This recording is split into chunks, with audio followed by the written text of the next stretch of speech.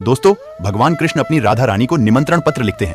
पत्र में लिखते हैं कि राधा, मैं जानता हूँ कि जब तक मैं स्वयं तुम्हें द्वारिका ना बुलाऊं तब तक तुम आने वाली नहीं हो। राधा, इस बार नियति तुम्हें द्वारिका बुला रही है और मेरे लिए तुम्हें यहाँ आना होगा। इतना लिखकर राधा को पत्र भेज देते हैं। कृष्ण का पत्र राधा को मिलता है। कृष्ण का पत्र देख राधा अत्यंत ही खुश हो जाती है। तब कुटिला वो पत्र पढ़ने की कोशिश करती है, लेकिन राधा उसे देख पत्र को बंद कर देती है। बाद में राधा अपने कक्ष में जाकर कृष्ण का प्रेम भरा पत्र पढ़ती है। जब राधा पत्र पढ़ती है तब कृष्ण उनके समक्ष आकर उन्हें द्वारिका आने का निमंत्रण देते हैं। वही द्वारिका में रुक्मणी ने कृष्ण के लिए 56 भोग तैयार किए हैं। रुक्मणी कृष्ण से कहती है कि कृष्ण, मैंने आपके लिए भोजन बनाया है और आपकी स्वादिष्ट खीर भी बनाई है। कृष्ण बलराम तथा रेवती जी को देख कहते हैं कि भाभी, दाऊ भोजन ग्रहण कीजिए। रुक्मणी के कहने पर कृष्ण सबसे पहले खीर खाते हैं, लेकिन कृष्ण को खीर पसंद नहीं आती है। तब राधा का संदेश आता है और सभी को आनंद आता है कि राधा द्वारिका पधार रही है। दोस्तों, कृष्ण रुक्मणी का विवाह संपन्न होने के बाद कृष्ण रुक्मणी कोड़ियों का खेल खेलते हैं, जिसमें जिसके पास सबसे ज्यादा कोड़ियां होगी वो विजेता रहेगा।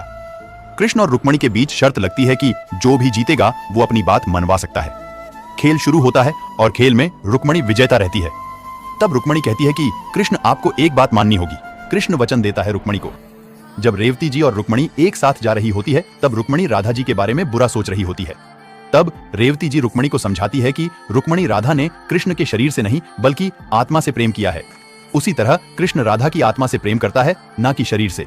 ये सुनने के बाद भी रुक्मणी मानने को तैयार नहीं थी। जब वर वधू यानी कि कृष्ण और रुक्मणी पवित्र नदी की आरती करते हैं, जिसके बाद वर वधू को एक साथ नदी में डुबकी लगानी है, तब रुक्मणी कृष्ण से कहती है कि कृष्ण, राधा के मेरे ऊपर बहुत उपकार है, क्या तुम राधा को यहाँ बुला सकते हो? कृष्ण कहते हैं कि राधा अवश्य यहाँ आएगी। दोस्तों, द्वारिका से बलराम और रेवती आते हैं रुक्मणी को लेने। बलराम जी कहते हैं कि रुक्मणी, सज्ज हो जाओ, विवाह का मुहूर्त निकलता जा रहा है। राधा रुक्मणी का श्रृंगार करती है और विवाह के लिए सज्ज करती है।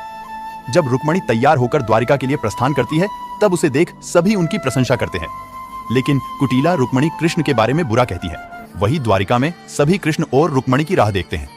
तभी कृष्ण तैयार होकर सभी के सामने आते हैं। कृष्ण को देख सभी उनके ऊपर मोहित हो जाते हैं। थोड़ी देर बाद रेवती रुक्मणी को लेकर आती है।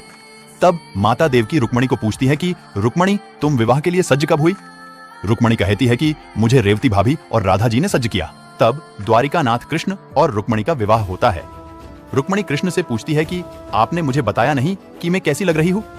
कृष्ण मुस्कुराते हुए कहते हैं कि तुम्हारा श्रृंगार राधा ने किया है और जिसे राधा ने तैयार किया हो वो तो सुंदर ही होगी। बाद में कृष्ण और रुक्मणी का विवाह होता है। दोस्तों, राधा रुक्मणी को यमुना का घाट दिखाती है। वहां पानी भर रही गोपियां राधा से पूछती हैं कि ये कौन है राधा? राधा कहती है कि ये मेरी सखी रुक्मणी है। कुटिला वहां आकर कहती है कि रुक्मणी कृष्ण की होने वाली पत्नी है। तब गोपियां कहती हैं कि अरे वाह, आखिर ऐसी कौन सी माया कर दी जो कृष्ण तुमसे विवाह कर रहा है? रुक्मणी ने जवाब दिया कि ये माया नहीं, प्रेम है।